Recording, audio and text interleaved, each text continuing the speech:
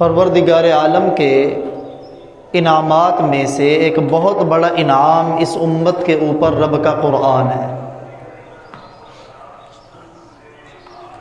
پہلی دنیا میں جتنی بھی کتابیں نازل ہوئیں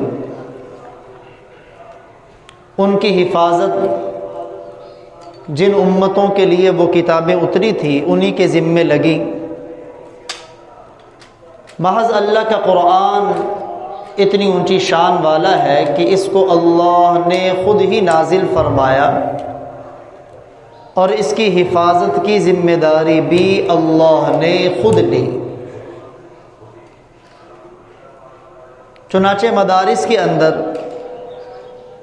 جہاں دیگر کئی شعبوں میں پڑھائی ہوتی ہے وہاں ایک شعبہ قرآن پاک کے حفظ کا ہوتا ہے، جس میں بچوں کو تربیت کے ساتھ ساتھ رب کے قرآن کو زبانی یاد کروایا جاتا ہے۔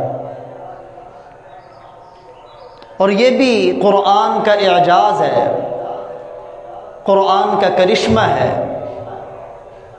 کہ اللہ جل جلالہ نے اس کا زبانی یاد کرنا آسان فرما دیا۔ پہلی جتنی بھی کتابیں نازل ہوئی ہیں ان کتابوں کا سوائے وہ نبی جس نبی پر وہ کتاب اترتی تھی، وہ نبی تو اس کتاب کا حافظ ہوتا تھا، ان کی امتوں میں کوئی بھی اس کتاب کا حافظ نہیں ہوتا تھا۔ حالانکہ وہ کتابیں صفحات کے اعتبار سے قرآن سے چھوٹی، آیات کے اعتبار سے قرآن سے چھوٹی، لیکن یہ اعجاز، یہ عظمت، یہ مقام صرف قرآن کی ہے کہ یہ ان سے بڑا ہونے کے باوجود چھوٹا بچہ ہے اس کے سینے میں بھی محفوظ ہو رہا ہے۔ کوئی جوانی میں حفظ کرنا چاہے اس کے لیے بھی حفظ کرنا آسان ہے، حتیٰ کہ کوئی بڑھاپے میں حفظ کرنا چاہے تو وہ بھی قرآن کو حفظ کر سکتا ہے۔ اللہ تعالیٰ نے اسے آسان بنایا۔ چنانچہ کتابوں میں آتا ہے یہودیوں کہ ہاں موسیٰ علیہ السلام کے دنیا سے جانے کے بعد چونکہ تورات ان کی زندگی گزارنے کی کتاب تھی جس کے مطابق انہوں نے اپنی زندگی کو گزارنا تھا،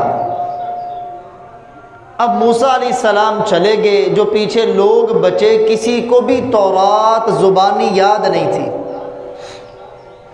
نہ ان کے پاس کتابی شکل میں تھی، نہ تختیوں کی شکل میں تھی، اور نہ ہی کسی کے سینے میں محفوظ تھی۔ وہ لوگ بڑے پریشان ہوئے کہ اللہ نے ہم پر انعام کیا، کتاب کی شکل میں تورات نازل کی، اب وہ ہم سے جدا ہو گئی ہے، ہم سے گم ہو گئی ہے، اور ہم میں کوئی ایسا فرد نہیں ہے جسے وہ تورات یاد ہو کے دوبارہ لکھ لیں۔ چنانچہ عزیر علیہ السلام جب اللہ جل جلالہ نے انہیں 300 سے زائد سال سلائے رکھا، پھر دوبارہ ان کو زندگی عطا فرمائی، وہ اپنی قوم کے پاس واپس آئے تو ساری قوم پریشان ہے کہ تورات نہیں ہے، تورات کا جاننے والا کوئی نہیں ہے، ہماری بڑی بدبختی۔ تو عزیر علیہ السلام نے انہیں تورات زبانی سنائی بھی، دوبارہ لکھوائی بھی۔ اللہ کے نبی تھے، یعنی گویا پوری امت میں کسی کو تورات زبانی یاد نہیں تھی، صرف اللہ کے پیغمبر عزیر موسیٰ علیہ السلام کے بعد آئے، ان کو تورات یاد تھی۔ جب انہوں نے تورات زبانی اپنی قوم کو سنائی، قوم والوں نے اس کو اتنی حیرانگی سے، تعجب اور ششدر ہو کر اس معاملے کو لیا کہ وہ کہنے پہ مجبور ہوئے کہ یہ کسی انسان کے بس کی بات نہیں ہے، عزیر تو اللہ کے بیٹے ہیں۔ صرف اس بات کی بنیاد پر عزیر کو اللہ کا بیٹا کہہ دیا کہ انہوں نے تورات زبانی قوم کو سنائی۔ اتنی اونچی عظمت دی کہ انسانوں سے نکال کر رحمان کا بیٹا بنا دیا. وقالت اليہود عزیر ابن اللہ، یہودیوں نے یہ کہا کہ عزیر اللہ کے بیٹے. وہ الگ بات ہے. اللہ کا قرآن کہتا ہے تکاد السماوات یتفطرن منہ وتنشق الارض وتخر الجبال ہدا. قریب تھا آسمان پھٹ جاتا، زمین پھٹ جاتی، پہاڑ اپنی قوت کے باوجود ریزہ ریزہ ہو جاتے. یا اللہ کس بات سے؟ ان دعوا للرحمن ولدا، کہ ان لوگوں نے رحمان کے لیے اولاد کا دعویٰ کیا.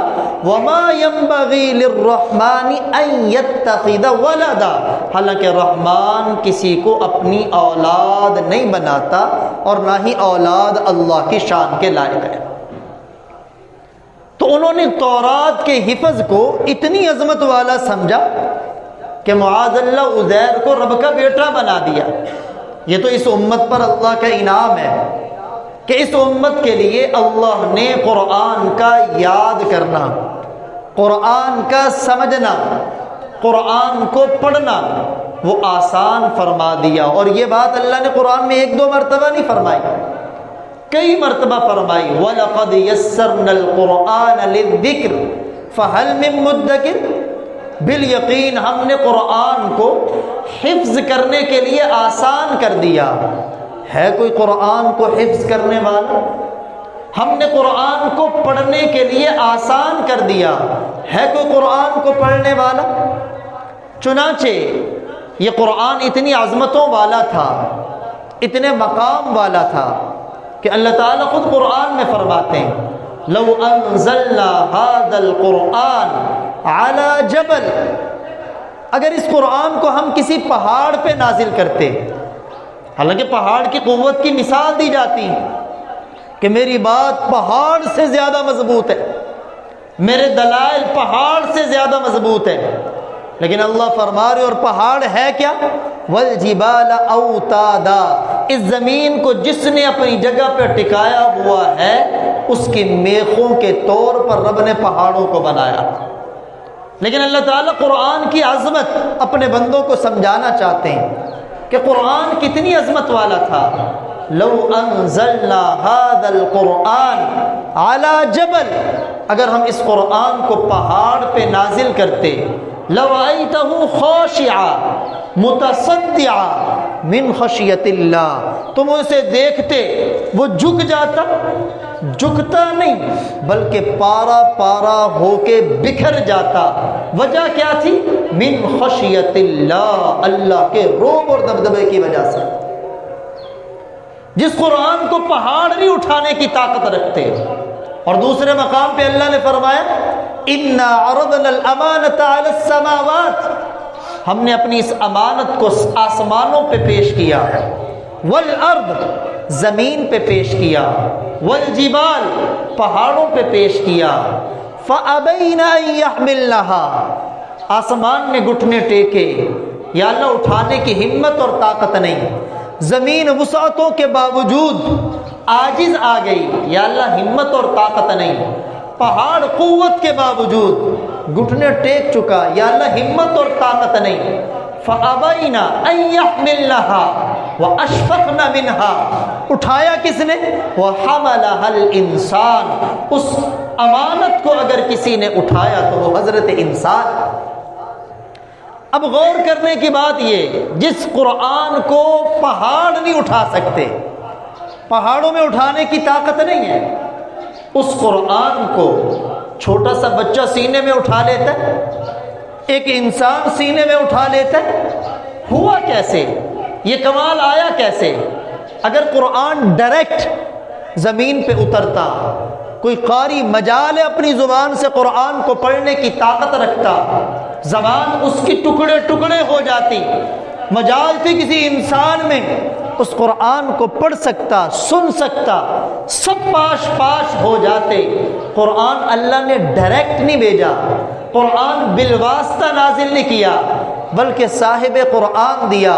قرآن میں رب کا جلال تھا، اللہ نے اسے اتارا وَنُزِّلَ عَلَىٰ قَلْبِ محمد، آپ صلی اللہ علیہ وسلم کے قلب اطہر پر آپ کے اندر جمال ہی جمال تھا، آپ کے اندر حسن ہی حسن تھا، جلال نہیں تھا۔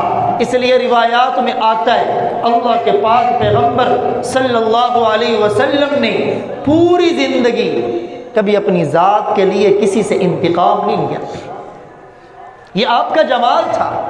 رب کا جلال جب پیارے نبی کے قلب اطہر پہ آیا، جلال جمال سے ملا، اب اس سے آپ کی زبان مبارک سے نکل کے صحابہ کرام کے کانوں نے سن کے اپنے سینے میں محفوظ کیا۔ اب اس جمال کی برکت ہے، اس کمال کی برکت ہے کہ اس قرآن کو چھوٹا سا بچہ بھی یاد کرتا ہے تو یاد کر لیتا ہے، مشکل کوئی پیش نہیں آتی۔ یہ صرف اللہ تعالیٰ کی طرف سے انعام ہے، اللہ تعالیٰ کی طرف سے کرشمہ ہے اس قرآن کا، جسے یاد کرنا انتہائی آسان ہے، مشکل بالکل نہیں۔ اور یہ اللہ کا قرآن ہے۔ آج تو ایک درسگاہ میں بیٹھ کے قاری صاحب اللہ کا قرآن پڑھاتے ہیں، کہیں کوئی مولانا صاحب بیٹھ کے اللہ کا قرآن پڑھاتے ہیں۔ قرآن تو اتنے کمال والا ہے کہ اس کو پڑھایا سب سے پہلے کس ذات نے؟ الرحمن علم القرآن، کہہ دو سبحان اللہ۔ خلق الانسان علمہ البیان، کہیں دنیا کا قاری بیٹھ کے رب کا قرآن پڑھاتا ہے، کہیں عالم بیٹھ کے رب کا قرآن سکھاتا ہے، کہیں مفتی رب کا قرآن سکھاتا ہے، کہیں بڑے بڑے آدمی بیٹھ کے رب کا قرآن پڑھاتے ہیں۔ ان قاریوں کو اپنی شان پہ فخر کرنا چاہیے، قرآن پڑھانے والوں کو اپنی عظمت پہ فخر کرنا چاہیے۔ خدا کی قسم رب کا قرآن ہے، سب سے پہلے قرآن کو پڑھانے والی ذات پروردگار عالم کی ذات ہے۔ الرحمن علم القرآن، فرمایا رحمان کی ذات ہے جس نے قرآن کو سکھا دیا۔ سکھانے والی ذات اللہ کی ذات ہے، سیکھنے والی ذات مصطفیٰ کی ذات ہے۔ پیارے نبی اللہ سے قرآن سیکھ رہے ہیں، صحابہ کو قرآن سکھا رہے ہیں، اور یہ معاملہ چلتے چلاتے آج دنیا میں جتنے بھی درسگاہیں موجود ہیں، جتنے بھی مدارس موجود ہیں، جتنی بھی کلاسیں موجود ہیں، جتنے بھی قرآن پڑھانے والے ہیں، خدا کی قسم فیض پروردگار عالم کا مصطفیٰ کے قلب پہ آیا، آپ کی زبان نبوت سے نکلا، صحابہ نے پایا۔ آج دنیا میں جتنے بھی فیض ہے سارے محمد عربی کا فیض ہے۔ ابتدا کرنے والی ذات اللہ کی ذات ہے۔ اور جب جبریل امی قرآن لے کے آیا کرتے تھے نا، سب سے پہلے قرآن کے حافظ کی مقام اور شان میں اتنا کافی ہے، اس امت میں سب سے پہلا قرآن کا حافظ آمینہ کا لال ہے۔ سب سے پہلا قرآن کا قاری اللہ کا تاجدار، اللہ کا لاڈلا پیغمبر جناب محمد الرسول اللہ صلی اللہ علیہ وسلم سب سے پہلے قرآن کے قاری۔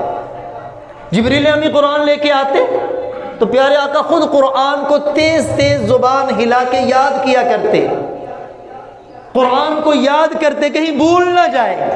اللہ کو یہ ادا اپنے لاڈلے پیغمبر کی بڑی پسند آئی، قرآن اتار دیا۔ لا تحرک به لسانک لتعجل به ان علینا جمعہ وقرآنا، اے میرے لاڈلے پیغمبر اپنی زبان کو زیادہ ہلایا نہ کرو، اپنی زبان کو تیز حرکت نہ دیا کرو، تمہیں پریشانی ہے، جبریل وحی دے کے چلا جائے گا، قرآن کہیں بھول نہ جائے۔ آپ کی شان اتنی بلند و بالا ہے، ان علینا جمعہ وقرآنا، قرآن کو آپ کے سینے میں جمع کرنا بھی پروردگار عالم کا کام ہے۔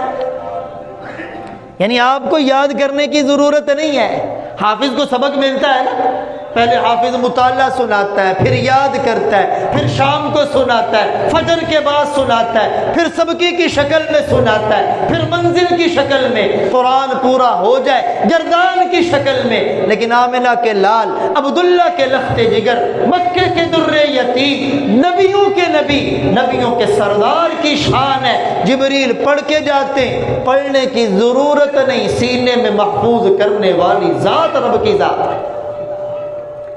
جنہیں قرآن حفظ اللہ کروائے، پھر حافظ کی شان میں کوئی اور سوچنے کا مقام رہ جاتا ہے؟ اللہ اکبر۔ اللہ کے نبی نے خود قرآن حفظ کیا، صحابہ کرام کو حفظ کروایا، بلکہ قرآن کا مسلمانوں اتنا شوق تھا ان لوگوں میں۔ ایک صحابی کہتے ہیں مدینہ سے میں کچھ دور رہا کرتا تھا، روزانہ میرے لیے آنا بڑا مشکل ہوتا تھا۔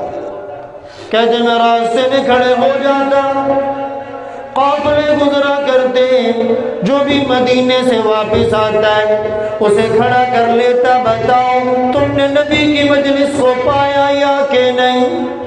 وہ آگے کہتا میں نے اللہ کے نبی کی مجلس کو پایا، آپ کے درس کو سنا، آپ کی زبان نبوت سے دین کو سیکھا۔ وہ آگے صحابی کا کرتا رب کے قرآن کی کوئی آیت یاد ہو مجھے بتا دو۔ وہ کہتے ہاں میں نے قرآن کی ایک آیت یاد کی ہے۔ دوسرا کہتا میں نے اتنی آیتیں یاد کی ہیں۔ کہتے میں قافلوں سے ملا کرتا، جس نے جتنی آیتیں یاد کی ہوتی میں ان سے قرآن کی آیتیں یاد کرتا جاتا۔ ایک عرصہ گزر گیا، مجھے قرآن کا کافی حصہ پروردگار عالم نے یوں ہی یاد کروا دیا۔ ان کے دل میں قرآن یاد کرنے کا اتنا شوق۔ اللہ اکبر۔ مدینے میں مسجد قباء ہے، وہ مسجد اس تاریخ انسانیت میں جس کی سب سے پہلی بنیاد نبیوں کے سردار نے اپنے ہاتھ سے رکھی، وہ مسجد جس کو تقوی کی بنیاد پہ کھڑا کیا گیا۔ مسجد ہے، صحابہ کرام کا مجمع ہے، لیکن سارے صحابہ میں ان بڑے بڑے علماء موجود ہیں، آزاد امیر بڑے بڑے لینلاٹ موجود ہیں، لیکن مسجد قباء کا امام ایک آزاد کردہ غلام سالم ہے جو حذیفہ کے غلام ہے۔ لوگ بڑے حیران، آج تو مصلی والے کو کوئی سمجھتا نہیں ہے نا۔ اسلام کا دور ایسا تھا، اللہ کے نبی مصلی والے پوری ریاست کے سربراہ، ابو بکر مصلی والا پوری ریاست کا سربراہ، عمر مصلی والا پورے مومنین کا امیر، عثمان مصلی والا پوری امت مسلمہ کا اکیلا حکمران، علی المرتضی مصلی والا اکیلا حکمران، سیدنا حسن مصلی والے اکیلے حکمران، امیر معاویہ مصلی والے پوری دنیا کے حکمران۔ تو نہ لیتا چلا جا، اسلامی دور خلافت ہے، خلافت عثمانیہ ہے، بنو عباسی خلافت ہے، اسلام کی خلافت کا نظام ہو، اسلام کی حکومت ہو، حکومت کے تخت پر، حکومت کی سیٹ پر وہی بیٹھتا تھا جو رب کے قرآن کا حافظ اور عالم ہوا کرتا تھا۔ آج کل تو مصلی پہ کھڑے ہونے والے کو لوگ کمی سمجھتے ہیں، معاذ اللہ، اس لیے تو قرآن سے دوری ہے۔ اولاد قرآن کی طرف کیوں نہیں آتی؟ باپ کو قرآن والوں کی عظمت کا احساس نہیں۔ اولاد عالم کیوں نہیں بنتی؟ باپ کو علماء کی قدر نہیں، تعظیم نہیں، احترام نہیں۔ وہ سمجھتے ہیں میں بڑا بننے خواہوں، اللہ تعالیٰ پوری نسلوں کو عالم بننے اور حافظ بننے سے محروم کر دیتے۔ تو اللہ کے پیارے نبی نے خود حفظ کیا، صحابہ کرام کو حفظ کروایا۔ وہ بیر معونہ پہ بھیجا تھا 70 قاریوں کو، جن کو راستے میں ان منافقوں نے شہید کر دیا۔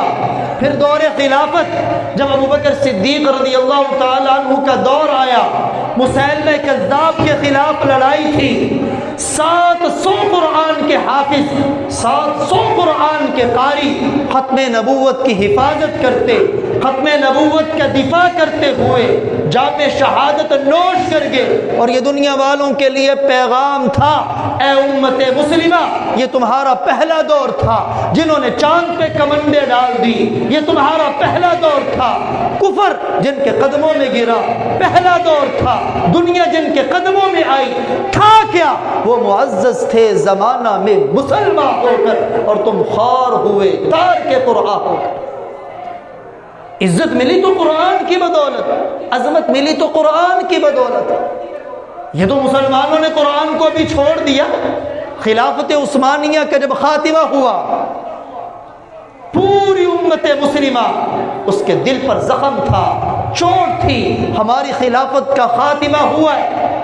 یہ ترکی جہاں ابھی پھر اسلام کا پھریرا لہرا رہا ہے، یہاں ظالموں نے اس قدر کیا، قرآن لے لیا، مسجدیں ویران کر دی، مسجدوں کو استبل بنا دیا، حتیٰ کہ صرف قرآن نہیں، عربی رائٹنگ، عربی میں لکھائی، اس کے بارے میں بھی قانون بنایا۔ جس کے پاس عربی لکھائی کا کوئی صفحہ ہوا، اس کے خلاف اتنی دفعہ لگے گی، اسے جیل میں ڈال دیا جائے گا۔ لیکن مسلمانوں کا قرآن سے شوق تھا، مسلمانوں کی قرآن سے والہانہ محبت تھی۔ انہوں نے اپنے گھروں کے اندر اگرچہ مسجد میں آنے کی اجازت نہیں، قرآن پڑھنے پڑھانے کی اجازت نہیں، کسی نے قرآن کا قاری پڑھانا چھوڑا، کوئی درزی بن گیا، کوئی ذمہ دار بن گیا، کوئی تاجر بن گیا، لیکن اپنے مشن کو نہیں چھوڑا۔ مسلمانوں نے قرآن سے اپنے تعلق سے منہ نہیں موڑا، اپنے گھروں کے اندر تہہ خانے بنائے، ان تہہ خانوں میں اپنے بچوں کو قرآن پڑھایا۔ کوئی ذمہ دار ہے، ذمہ دارہ کر رہا ہے، بچے اس کے پاس بیٹھے، حکومت اگر یہ دیکھے قرآن لے کے بیٹھے، گرفتار کر لے، وہ بچے کام کر رہے ہیں، یہ ذمہ دارہ بھی کر رہا ہے، روزانہ کی 2-2 3-3 آیتیں پڑھ پڑھ کر سنا رہا ہے، وہ بچے اس موقع پہ بھی حافظ قرآن بنے۔ جب ظالموں کی طرف سے پابندی تھی، اے مسلمان تیرے لیے تو پابندی کوئی نہیں، مسجدیں تیری اپنی، مدارس تیرے اپنے، مدارس میں پڑھانے والے قرہ تیرے اپنے، مدارس میں خرچہ کوئی نہیں، مدارس میں پریشانی کوئی نہیں، ہر چیز کا انتظام، پھر بھی ہم اپنی اولاد کو قرآن سے دور رکھیں، میری اور تیری بدبختی۔ اورنگزیب عالمگیر کا نام تو سب نے سنا ہوگا، اسلام کا درد رکھنے والا حکمران۔ ان کے والد شاہ جہان بیٹے سے ناراض ہوئے۔ والد اگر باپ ناراض ہو جائے، اولاد کو چین کی نیند نہیں آتی۔ کیوں؟ مدنی کریم صلی اللہ علیہ وآلہ وسلم کا ارشاد ہے، سخط الرب فی سخط الوالد ورضا الرب فی رضا الوالد۔ اے دنیا کے لوگوں، اگر تم جاننا چاہتے ہو تمہارا پروردگار عالم تم سے راضی ہے یا ناراض، پروردگار عالم کو دیکھ کوئی نہیں سکتا، دنیا میں کوئی آنکھ نہیں جو پروردگار عالم کو دیکھ سکے۔ یہ آمینہ کے لال کی آنکھ تھی، یہ عبداللہ کے لخت جگر کی آنکھیں تھی، جن کو پروردگار عالم عرشوں پہ بلا رہے ہیں اور اپنا دیدار کروا رہے ہیں، وگرنہ موسیٰ تو تجلی برداشت نہ کر پائے۔ کسی نبی میں طاقت نہیں، کسی ولی میں طاقت نہیں پروردگار عالم کا دیدار کر سکے۔ جب اللہ کو دیکھ نہیں سکتے، ہمیں کیسے معلوم رب ناراض ہے یا راضی؟ فرمایا اپنے والد کو دیکھ لو، والد راضی پروردگار عالم راضی، والد ناراض پروردگار عالم ناراض ہے۔ اب اورنگزیب عالم کے بڑے پریشان ہوئے، ابا کو راضی کیسے کروں؟ تحفے تحائف بھیجتے، جس کے ہاتھ بھیجتے نا اسے کہتے والد کے تأثرات کا اندازہ کرنا، وہ کیا کہتے؟ تحفہ آتا، والد کہتا میں تو اسے ہاتھ نہیں لگاؤں۔ پھر اورنگزیب عالمگیر، وقت کا بادشاہ، وقت کا حکمران، بھائیوں میں تو یوں کہا کرتا ہوں، بادشاہوں کا عالی ظرف تھا کہ اپنی اولاد کو قرآن کا حافظ بناتے تھے۔ اورنگزیب عالمگیر خود بادشاہ، اپنے ہاتھ سے قرآن لکھا ہے بادشاہت کے دور میں۔ اورنگزیب عالمگیر، آج تو مجمع میں کسی کو کھڑا کر لو نا، کہ تجھے پیارے نبی کا کوئی فرمان آتا ہے عربی زبان میں، اللہ کے نبی کو کوئی حدیث سنا دے، کھاتوں کے کھاتے سنا دیں گے، باتوں کی باتیں سنا دیں گے، اگر نہیں کوئی چیز یاد، محمد عربی کا فرمان یاد نہیں، اللہ کا قرآن یاد، کیونکہ پرواہ کوئی نہیں۔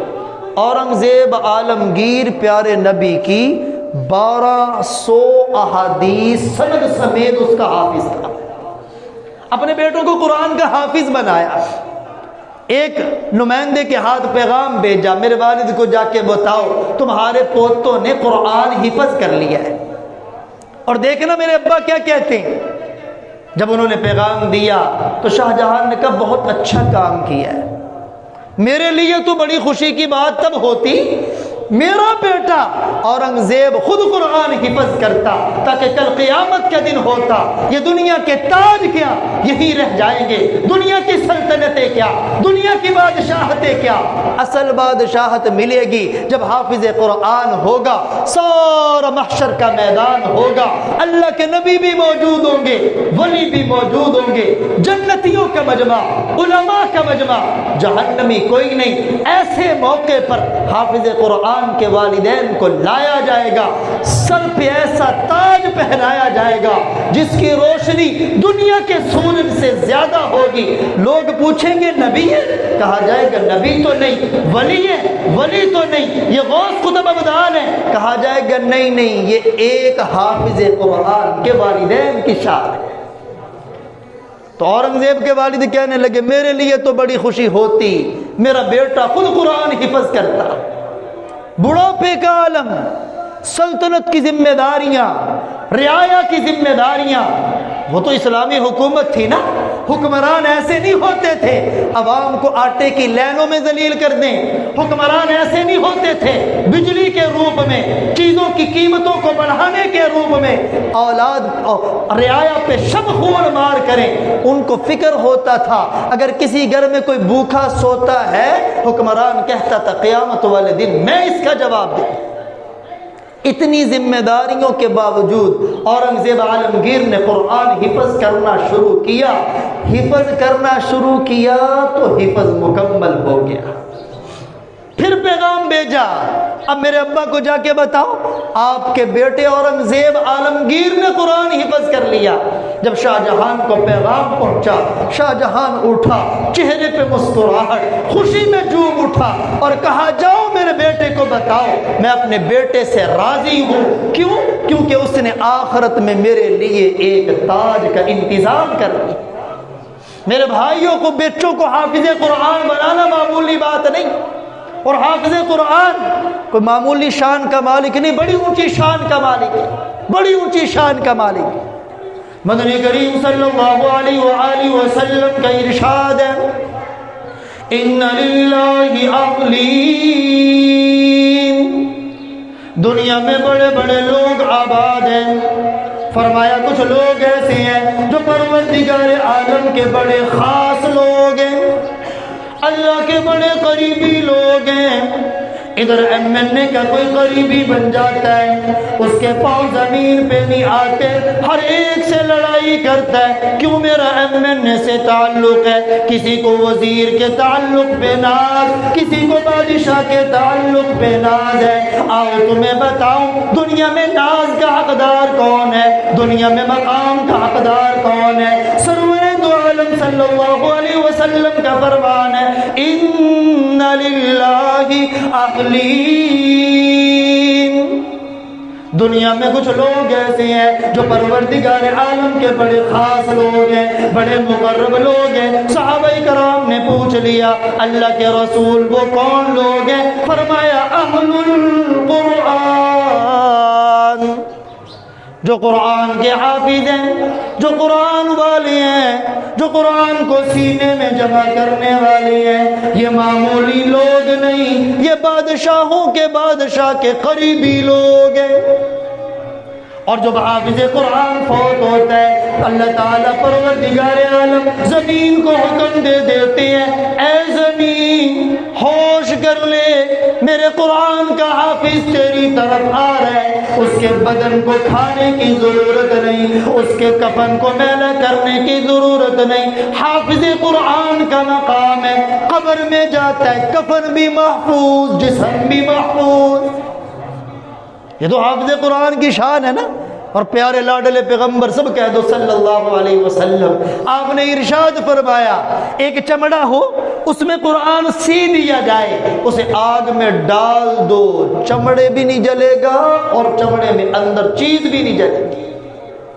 علماء نے لکھا ہے کہ جس چمڑے میں قرآن ہو اس چمڑے پر آگ اثر نہیں کرتی. چمڑے سے مراد حافظ قرآن کا دل ہے، اس میں رب کا قرآن ہے۔ حافظ قرآن کی بد عملیوں کے پیچھے زیادہ نہ جایا کرو۔ آج کل معاشرے کا المیہ بہت بڑا ہے، اپنی فکر کرنے کے لیے کوئی تیار نہیں، دوسروں پہ نکتہ چینی کرنے کے لیے ہر وقت تیار، وہ ایسا وہ ایسا وہ ایسا، حالانکہ کسی کے عیب کو، کسی کی خامی کو اس کی غیر موجودگی میں بیان کرنا شریعت اسے غیبت کہتی ہے، اور ہم بڑے مزے لے لے کے کرتے ہیں۔ اور اللہ کے نبی نے فرمایا الغیبت اشد من الزنا، زنا سے بدترین ہے غیبت کرنا۔ اللہ اکبر۔ علماء نے کتابوں میں لکھا ہے ایک آدمی فوت جو ہوا بڑا گناہگار تھا، جو ہی قبر میں دفنایا گیا، قبر پہ قسم قسم کے عذاب، کوئی سانپوں کی شکل میں، کوئی بچھوؤں کی شکل میں، کوئی فرشتے کے ہاتھ میں کوڑے اور بڑے بڑے ہتھوڑے کی شکل میں مسلط ہوا۔